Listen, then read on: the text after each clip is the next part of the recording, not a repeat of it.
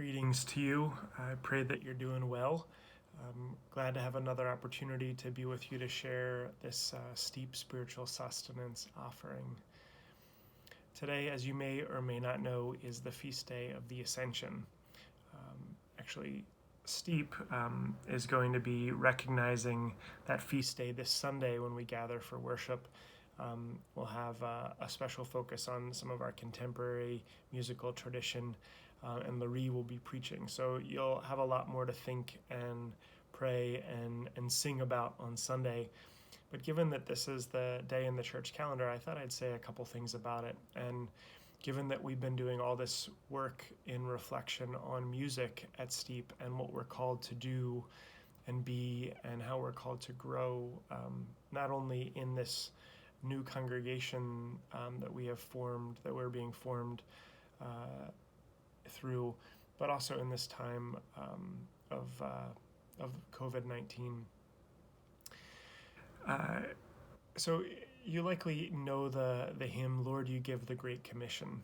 You probably have heard it if you've been around church for any length of time. You may or may not know that there are two different versions in our Episcopal hymnals. In the 1982 hymnal, that there's one on 528. That's not as familiar to me. The one that I really love is the Lord, You Give the Great Commission, that's on 780 in Wonder, Love, and Praise. The last verse in that is one that in this time of challenge that we're in is just it brings me some comfort. And so I thought I'd just share that with you. If you've got the hymnal or want to look it up online, it's hymn 780 in the last verse. Lord, you bless with words assuring, I am with you to the end.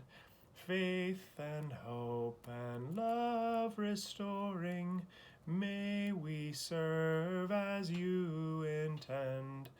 And amid the cares that claim us, hold in mind eternity. With the Spirit's gifts empower us for the work of ministry. I just love that melody. I don't know which, if there's one of those that connects with you more deeply. Maybe you don't know either one of them. Maybe there is a totally different song that goes along in your heart at a different beat to help you live into the Great Commission. Well, on this Feast of the Ascension, as we ponder the mystery of Christ ascending to the heavens, having appeared to the disciples multiple times during that time post-resurrection, I can't really imagine the scene. It's a powerful one, but I think a lot about what it means to wait and to be in this time of waiting. I really want to be out in the world sharing the gifts of ministry that God has given me, and I can imagine you can relate to that in some way, shape, or form. Maybe it's not the gifts of ministry that are calling you out from the house. Maybe it's all sorts of other things. I've got that pull too.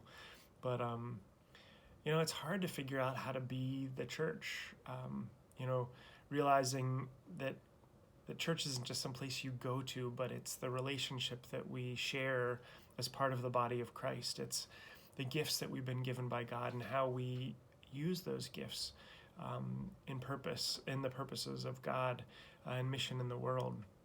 And we don't have to leave the house in order to be able to do that ministry. In fact, I'm so inspired by the ways that you all are doing ministry together, that we all are growing together through this time.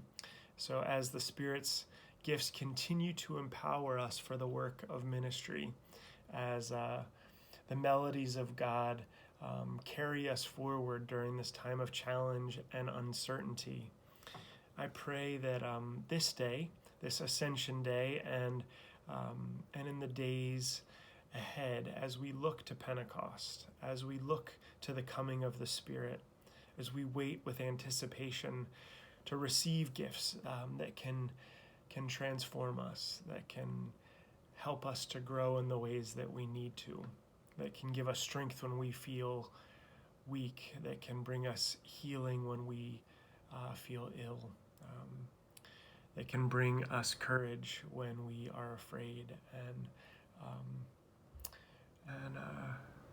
peace when we feel anxious.